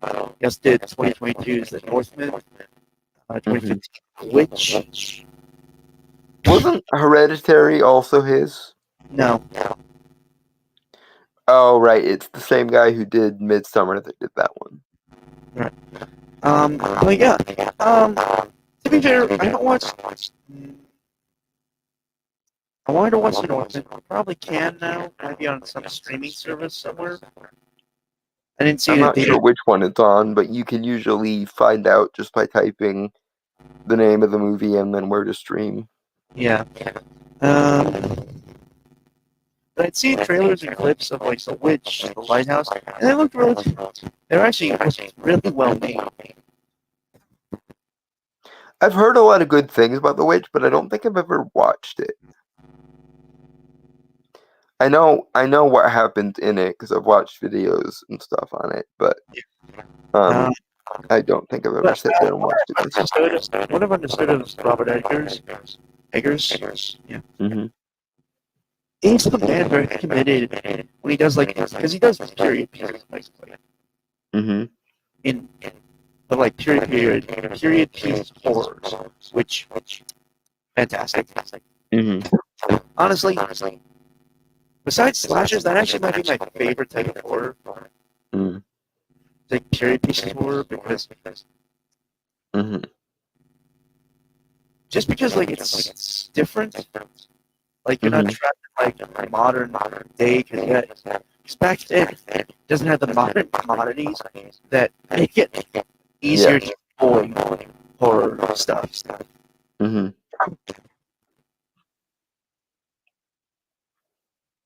So yeah, he's doing Nosferatu, which does look like it's adapting more like the classic Bram Stoker's Dracula book, Mm-hmm. while also obviously the classic Nosferatu movie, which I think there's a story's history there why that movie was made in the first place. It's like they couldn't get the rights to the actual. Yeah, they wanted it to be a Dracula adaptation, but they couldn't get it. Yeah. But it still gave us one of the most interesting vampire designs ever created. So that's become just a fixture of pop culture. Yeah. And honestly, I'm curious to see what a modern day rendition of this will be, because, I mean, Nosferatu is one of the most famous silent movies, so if there's ever been a movie that's like, you know, it's definitely been long enough that a meaningful remake can exist. I think there was something, I think there was one in the 90s, but I can't remember. or it might have been the 80s. Yeah, I don't remember which. Anyway, Jack-o'-lanterns. Yeah. You can see it, right? Yeah. Okay.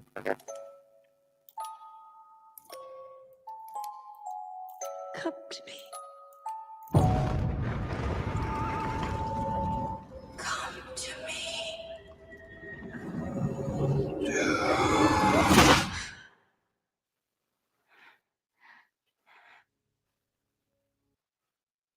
Alright, I think Joel's really good for this. Yeah, I mean, it's one of those, is anyone really surprised things. But also the artistry too, of like how everything looks. Yeah, and again, I think this is probably the most like mainstream IP that Robert Eggers has ever done. So it'll be interesting to see what he can do with like a bigger name and budget and stuff. This kind of reminds me, and again, I need to watch that movie too. Voyage of the Demeter. It came out a few years back. Last Voyage of the Demeter. Last that was Voyage. that was an adaptation of the shipbound chapters of Dracula. Yeah. Yeah. What I've heard, that's a good movie too. Yeah, I kind of wish they had done the whole book, honestly, because I'm curious what it would have been like. Is it me, or does it seem like classic horror is coming back in a way? Yeah, there seems to be there seems to be an ensuing like remake cycle. Because we're getting Guillermo del Toro doing a Frankenstein movie. We're doing James Wan doing a to the Black Lagoon. There are a couple of Dracula movies that come out in recent years that are fairly good. Well, I mean, there's also the fact that Universal has been trying to make a MCU style interconnected universe out of their horror monsters for decades now. Well, okay, and also before anyone makes mention of this, because I did forget it by accident. Shape of Water, obviously. Yeah, Shape of Water was Guillermo del Toro's take on Creature from the Black Lagoon. I still need to watch that. I'm not gonna lie. I really wish Guillermo would make a universe out of that and do the other Universal monsters. Like, you said like a love story, like monster love story universe. Yeah, Guillermo del Toro's take on a vampire romance where Dracula is the good guy kind of thing would obviously blow Twilight out of the water, but it would seriously give and maybe even surpass Anne Rice. It would give Anne Rice a run for her money and maybe even surpass it. I still get like on my list of things to watch. The Interview with the Vampire series. I've heard a lot of good things about that, and Vampire Lestat, like season 3 of Interview with Vampire Lestat, is coming out. Mm-hmm. The 90s movie was really good too, though, to be fair. Really, I had heard like a lot of Anne Rice fans, and even Anne Rice herself, not the biggest fans of it. Or was it no? It was Queen of the Damned, right? I'm not sure. I'm not sure how well it was received in the Anne Rice community because I've never actually gone through and read through Anne Rice, so it's very possible that the book was better and that there's a lot missing because I mean that does tend to happen with adaptations. Movies, yes. But as someone who is mostly familiar with the movie. I liked the movie fine. Yeah. I have no doubt that there's much more to be mined from the Anne Rice. And honestly, I'm surprised that no one has tried to make either in during the decade when everything was a Twilight ripoff or a Hunger Games ripoff, or in the period when monster romances was a thing. I'm honestly surprised no one ever tried to make a Anne Rice universe of movies or shows. That confuses me. Because it seems like if you wanted to capitalize on the Twilight or True Blood era of everything vampire adaptations, Anne Rice would have been the first one to try and do. But we're getting one now, and again, what I've heard is actually really good. Anyway, shall we jack-o'-lantern? Jack-o'-lantern. I've never shared my secret with any soul. You've had these spells since childhood. Tell me what you can from the beginning. It is like a dream. It was our wedding. So Willem Dafoe is playing, I believe he's playing Dr. Reynolds. Mm-hmm.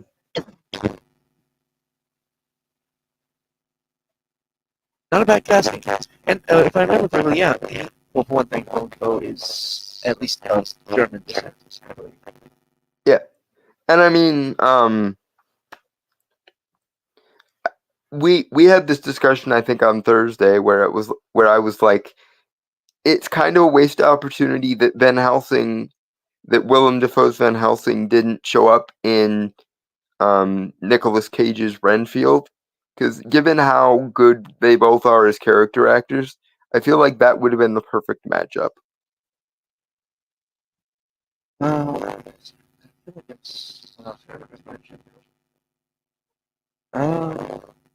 can't think of it right now.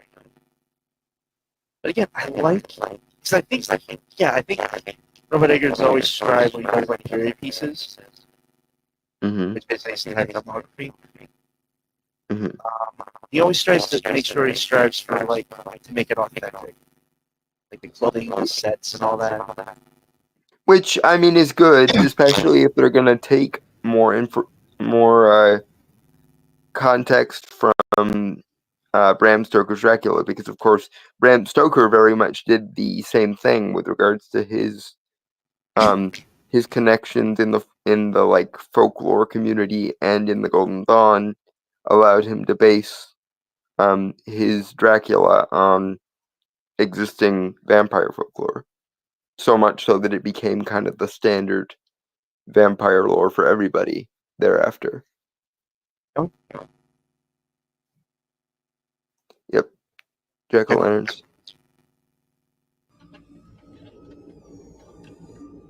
When we turned around, everyone was dead. The stench of their bodies was horrible. Standing before me, This good use of attention, and we're only a minute into this trailer. Yeah, again, I am not surprised that this is as much of an obvious ace in the hole as it is, because like So we're I gonna. I think I think that Robert Eggers is a really good choice to do this, because he likes taking from existing actual like lore and history, and so did Bram Stoker. So I think this is going to be I think this is going to be a very good and interesting take on this. It's also interesting because it's technically a Nosferatu remake, and of course, the original people behind Nosferatu wanted to make a Dracula adaptation, but they couldn't. So it'll be interesting to see if this kind of brings the concept home and allows somebody to do a Nosferatu that is very much tied to Dracula more, like the original creators wanted to. Jack-o'-lanterns. was death. But I'd never been so happy.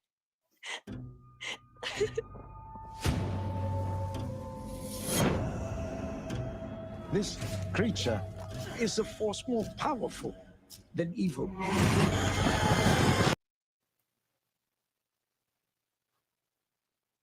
That's horrifying. Think about, Interesting. Very interesting. Jack-o'-lanterns. Yeah. Its desire is to consume all life on Earth. Only you can redeem us. He is coming.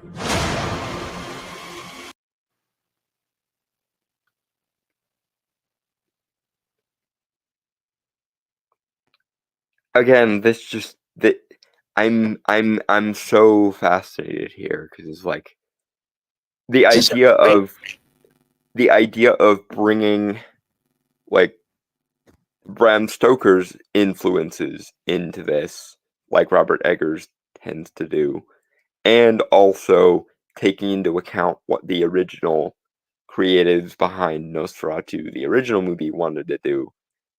That's going to make for such an interesting blend with Robert Eggers take folklore and like magic and shit seriously thing that he does. So And again, the atmosphere is like just impeccable. yeah, I'm curious I'm curious the size of the budget they gave him for this, because he usually operates on a lower budget, but this is a big enough IP that I could see somebody taking a chance on a larger budget. I think it is big, a relatively big budget. Obviously, there are some scenes that you can clearly kind of tell are CGI or something. Right. But I think that's fine, given I'm not saying like it's B movie, obviously, but I think it kind of helps with like Right, the world, and like the realness of it. yeah, I think it'll also be interesting to see what Robert Eggers does with a larger budget, because so far he's operated somewhere between the art house space and the low budget, like, and the art house space and the action horror space. So it'll be interesting to see if this does have a larger budget. What's he gonna do with a pre-existing IP, first of all, and what's he gonna do with not quite a blockbuster level budget, but certainly a larger budget than he's probably ever had before.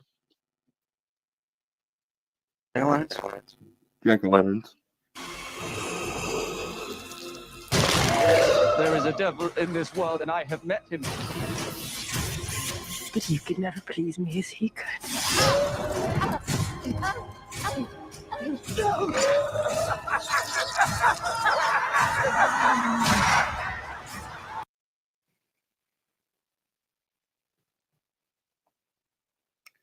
I'm also interested to see what Count Orlok is going to look like in this.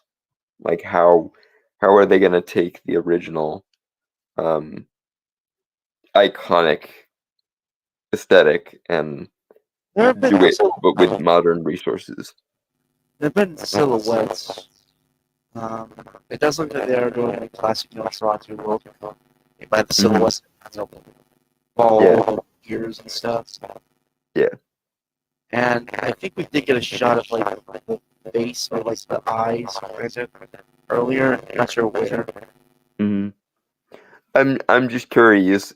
Is this trailer gonna have a money shot where we see kind of him in his full glory? I've watched it before a while ago. I think this came out like a month ago or so. Mm-hmm.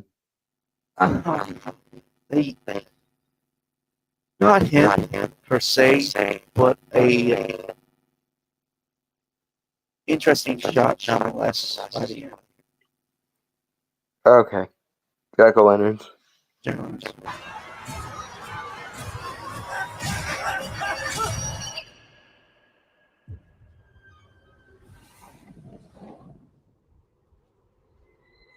I'm ready.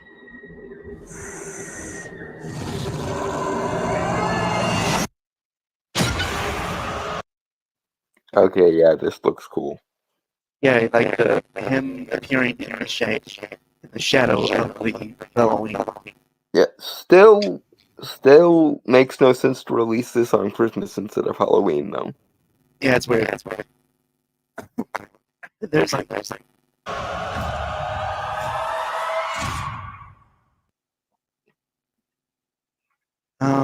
there's also a really cool shot of like the shadow of his hand draping over London. Mm-hmm. That's how that's cool. Alright, let me get the last one. Yep.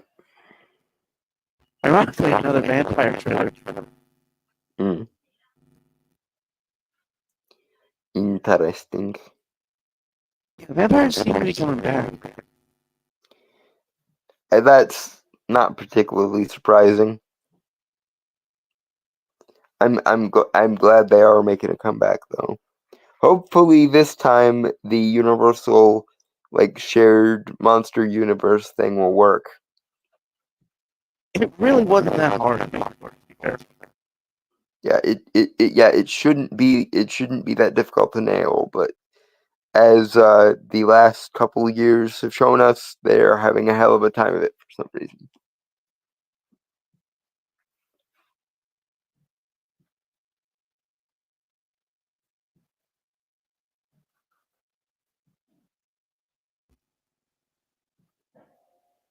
But the movie fair, the issue was, it's one thing.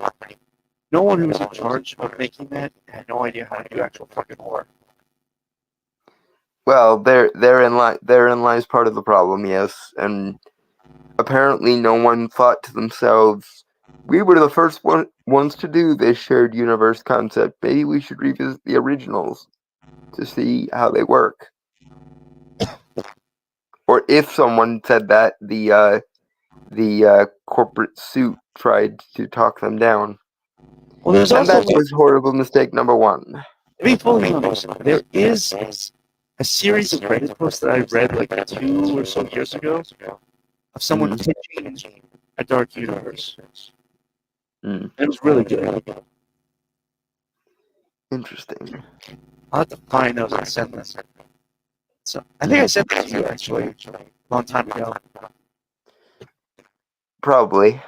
I do remember you mentioning it before. Alright.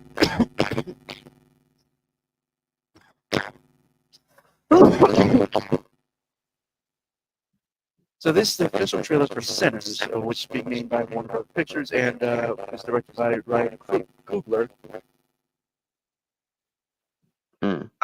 which stars Michael B. Jordan, and it comes out next year on March 7th. So this is actually a good point. Good, yeah, good.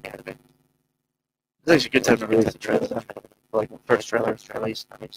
Build up some hype, you know. Yep. So, and Michael B. Jordan is the main character who is playing twins in this movie. Interesting. The description reads, trying to leave their troubled lives behind, twin brothers return to their hometown and start again, only to discover that an even greater evil is waiting to welcome them back.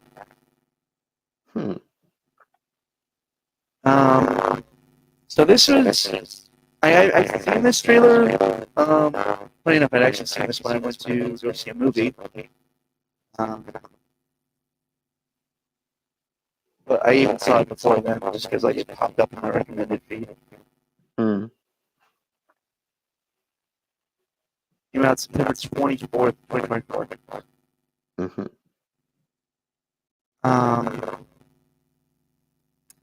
And I thought it was really cool, and we should talk about it. It's supposed to be set like in either like the early roaring 20s of the 1920s, and like in the South.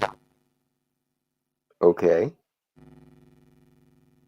And you know me, I'm a fan for like the classic like 1920s gangster kind of film, and also both big fan of New Orleans as a setting.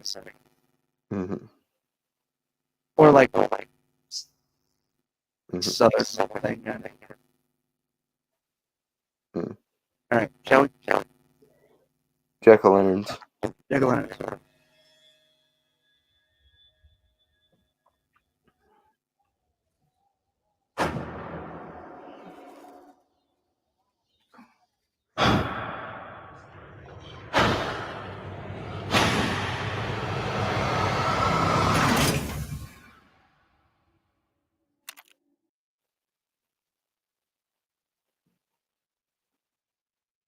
So the scene does take place after what I believe some of the movie has happened.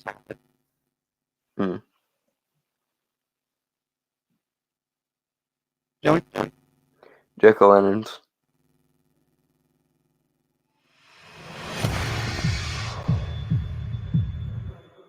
I've been all over this world.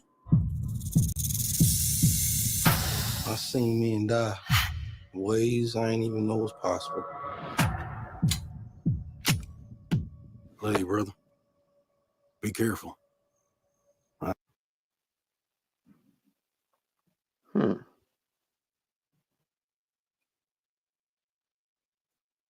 Okay.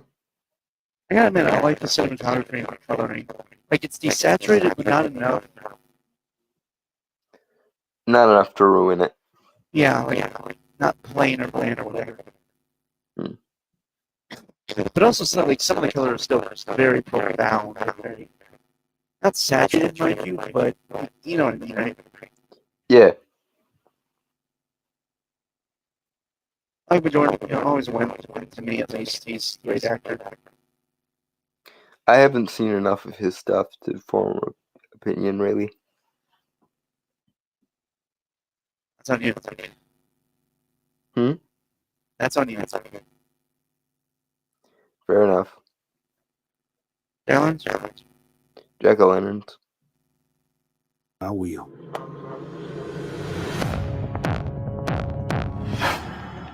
With all the things that I've seen,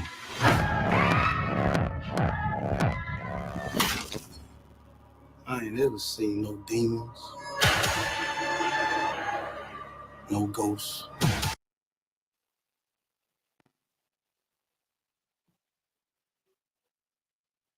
Okay, so I'm gonna mention this. It's gonna sound really weird and really stupid. But I think this is what, comparing this to what I've seen of, what's his name?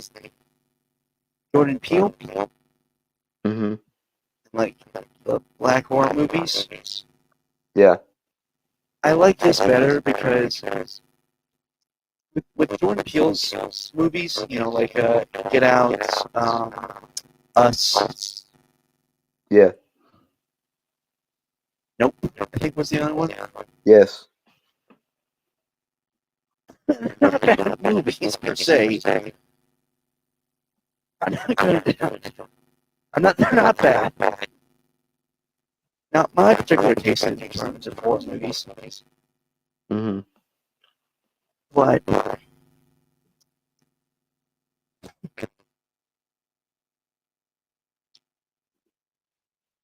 what compared to Get Out is that they're always trying to talk, you know, preach without really. Yeah, but they're heavy-handed. They're extremely heavy-handed. They're still good. They're still well made, kind of in their horror. But they'd be better if he could take his foot off the gas every right now and again. Like what I mean is just so I can properly explain it. Is I don't mind that there's commentary in it because often horror is used as a commentary for a lot of things. The issue is that it kind of solely becomes the commentary. Yeah, it's the only dimension you're allowed to focus on, really. Yeah. Because authorial intent, derp.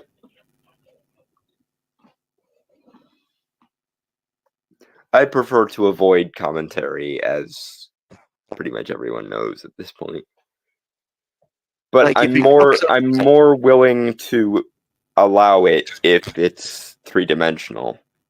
Like Or if it Joker, just comes the up first one did naturally. that really well. Get Out?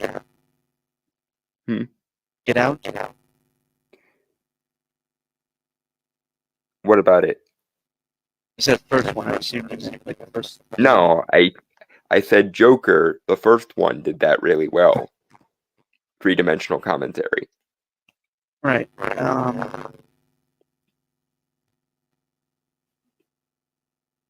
Yeah, I just like, again, I like Peele. He's cool. I just think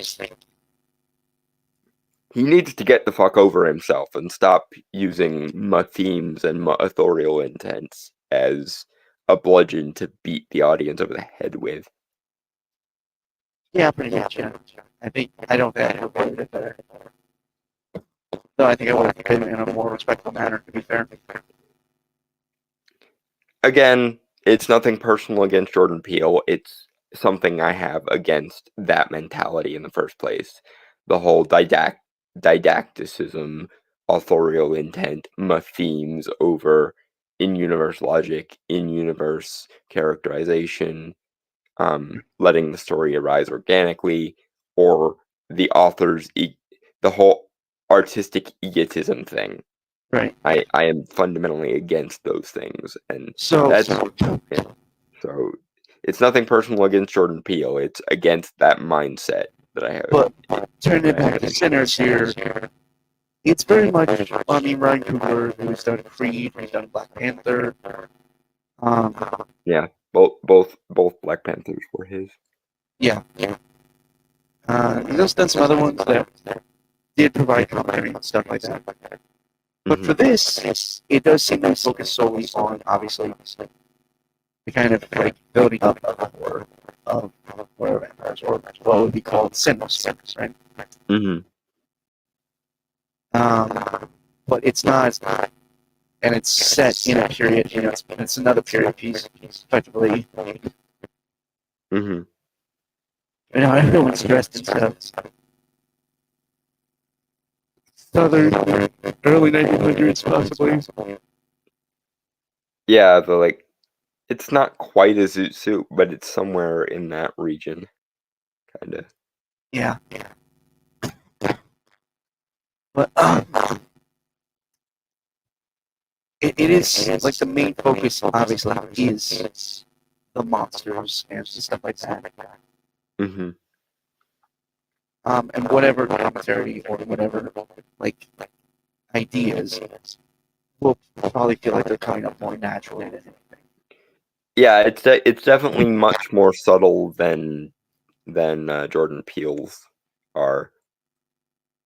I'm curious. Everything is spoiled in the trailers for those movies of his, honestly. Yeah. But honestly, I hope that this movie's kind of light on commentary, because the more people lean on the didacticism angle and the themes angle and the authorial intent angle, the more it tends to piss me off. Well, it depends. I guess it depends on the story. For me, at least, like it depends on the story. If it has something to say, like if it's like a biopic or something, you know. I would just rather we go back to a artistic intellectual milieu where we can take things like in-universe logic, three-dimensional characterization, and well presented world building into account again. It's getting the point. It's getting the point now. I'm not saying, like, I agree with you. I mean, I'm not saying not to have that. Obviously, I'm just saying, like, if a big if, okay, Mhm. that if there is commentary, don't force it in. Let it naturally come about through the story, through the characters, through all of them. I think my approach to this is I don't give a fuck what you're saying. If the story can work without what you're trying to say, then that is a good story. If you're if whether your movie is good or not is entirely dependent on what you want the audience to take away from it, then you have failed to correctly make a movie. That's not what I was saying. Right. It's kind of like how you and I can like stories. That's what certain Right. ideas, concepts, or themes, if we have to call them, come about naturally through the development of the stories. That's what I mean. The thing is, I think it's a mistake to even talk too much about themes on some level, because themes and we're not like just because I have to go to bed in like an hour. Yeah, I know, but okay, this is the last thing I will say on the matter. Themes and intention and didacticism used to, at best, be a tertiary part, like a secondary or tertiary part of what made a movie or a story or a work of art good. And I think we need to go back to that, because at the moment we're in an artistic and intellectual headspace where if you don't disregard in-universe logic, in-universe characterization, and in-universe world building at the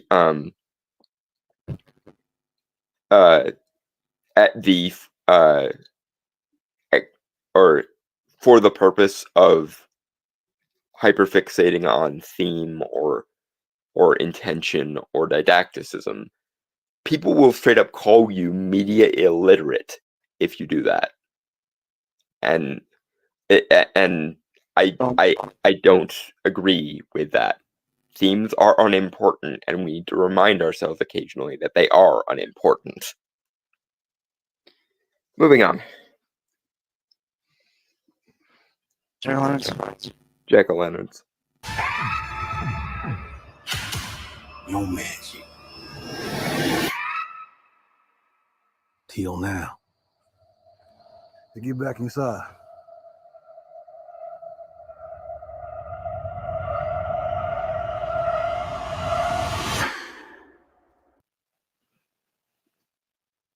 He got simple shots, but it does build the horror. Like you see this Mm-hmm. the build being surrounded by these people. They're just walking up. Mm-hmm. But the music, the lighting, like it's dark, right? Mm-hmm. And just the way they're even approaching, like walking towards it. You get that sense of dread, right? Mm-hmm. Sometimes simple is better. I feel like a lot of people forget that. Yeah, I think it was an Alfred Hitchcock quote. There's nothing more frightening than an unopened door.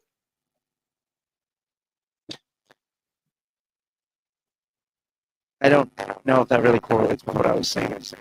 Maybe But not. I get your point. Mm-hmm. Let me in, man. Some weird shit going on out here. You keep dancing with the devil.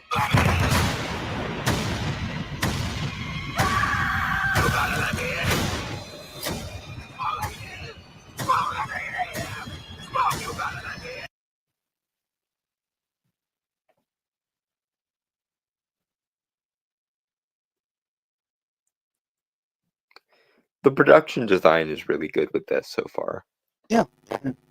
I was getting like Boardwalk Empire vibes from it. Do you ever see that show? Yeah, I can see where you're going with that. I'm trying to remember what show or movie I'm. Oh, the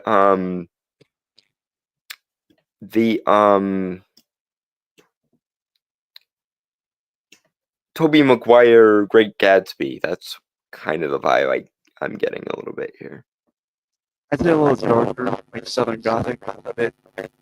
Right. But I get your point. Mm-hmm. Shall we? Jack-o'-lanterns.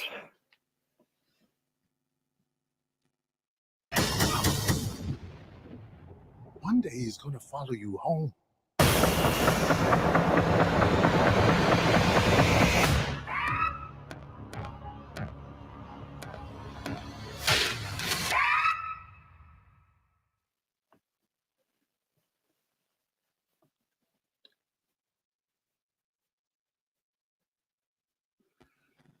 Yeah, let's talk.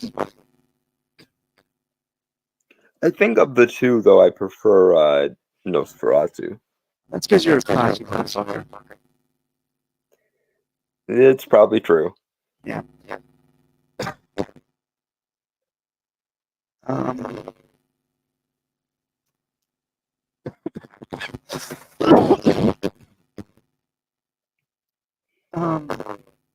Actually, okay, just last thing.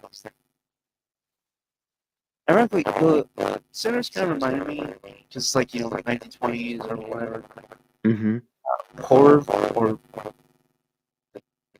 supernatural thing. Mm-hmm.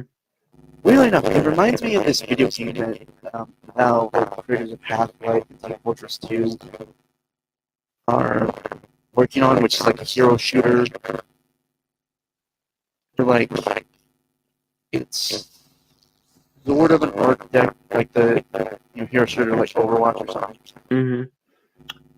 called Deadline, and it has like monsters or like supernatural people, wizards and stuff like that, ghosts, stuff.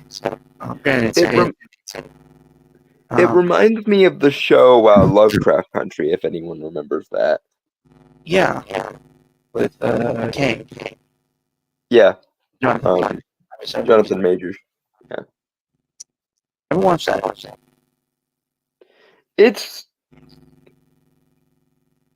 it gets a little bit heavy. It gets a little bit heavier handed with its stuff than Sinners is, but I think like the concepts are similar enough that that's why my brain remembered that all of a sudden.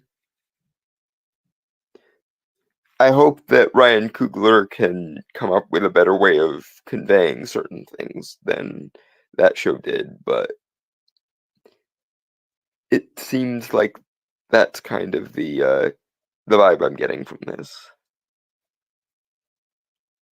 Hopefully it won't be quite as heavy-handed as Lovecraft Country was. That didn't seem like it. Even with like, I mean, Ryan Coogler's other films, like even like Black Panther, he did have like I wouldn't say heavy-handed, but did have something to say about stuff like that. Right. Especially with Killmonger. Yeah. It was handled rather well at times. Yeah, the focus was more on the superhero aspect than the BLM simping. Yeah, fair enough.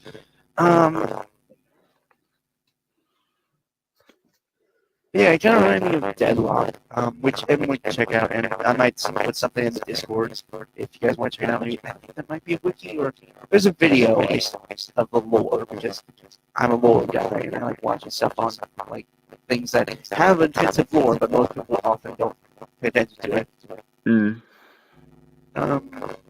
I think it'd be interesting because it's like, well, they don't specify what year the game is set in, but it's like set in a world where supernatural has kind of become not mundane, but used to like people all across the world are used to the supernatural now. You would really like a movie called To Cast a Deadly Spell with Fred Ward. That sounds familiar. Might have seen it and not known that. Like when I was really young. It's got Clancy Brown in it as well. He plays a mobster in it. Yeah, I think to me, if I'm ever to like really want to do like a supernatural or like a I guess supernatural story, it would be technically urban fantasy, but with like set in like 1920s or in the premise of To Cast a Deadly Spell is basically it exists in a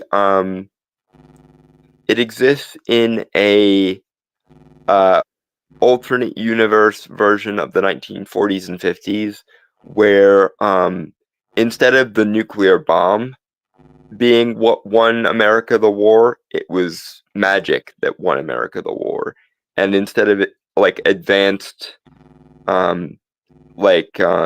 push button nuclear age technology that revolutionized the mid 20th century, it was the mass production of magic that essentially is the catalyst for advancement. Right. I think we actually tried to come up with a story like that when we were watching like the trailers for Fort Salem's Motherland. Yeah, that would have been a much better way to. I forgot we did that back in the day. I never actually did watch it just because it looked excessively heavy-handed. From what the creatives and everything behind the scenes said, it seemed like they were hitting the feminist propaganda drum really, really hard. Well, it also just boring. Like it had no sense of style or anything. It looked just like no. Like a better version of what they tried to do was done in American Horror Story Coven. Again, like to me, I think would have been super interesting if it was like supernatural pulp noir story. I think I would prefer like my kind of go-to. Again, I would highly recommend To Cast a Deadly Spell for you because that's basically it's a pulp detective story. Set, like I said, in this kind of alternate 1940s, where like magic is the MacGuffin. Right. I know it's free to watch on Amazon Prime. I don't know if there's anywhere else it's free to watch. That's a good thing I do have it. So. Anyway, folks, with that, I want to say goodbye, adios, aloha, have a good day, sayonara, peace, cheers, and Shalom and fuck off. We will